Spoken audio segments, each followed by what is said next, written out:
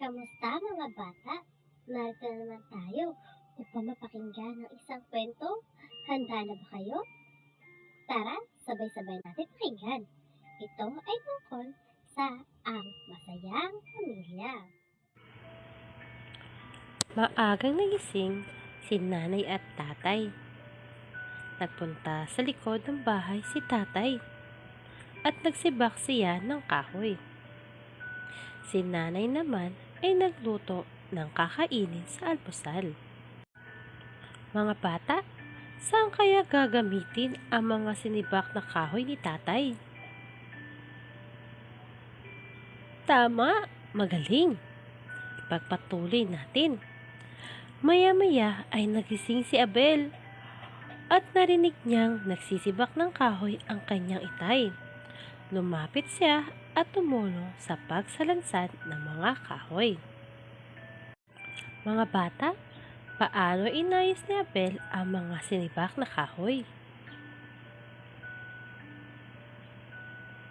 Magaling! Tara, ipagpatuloy natin ang ating kwento. Nagising na rin si Ana. Naglikpit siya ng kanyang hinigaan. Tumulong din siya sa kanyang nanay sa pag-aayos ng kanilang agahan. Mga bata, kanino kayang higaan ang inilikpit ni Ana?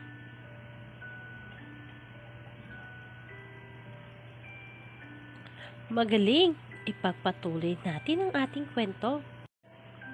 Maayos na ang hapagkainan, kaya tinawag na ni Ana sina tatay, kuya at ang bunsong kapatid na si Alisa. Itay! Kuya! Alisa! Halina kayo! Mga bata, bakit kaya hindi tinawag ni Ana ang nanay niya? Magaling! Ipagpatuloy natin ang kwento. Si Bunso ang nanguna sa panalangin. Nagpasalamat sila sa mga biyayang kanilang natanggap at masaya silang nag-almusal. Mga bata, kanino kaya sila nagpasalamat sa mga biyayang kanilang natanggap? Magaling! Tayo rin, huwag kalimutang magpasalamat sa Panginoon. Hanggang sa muli, paalam!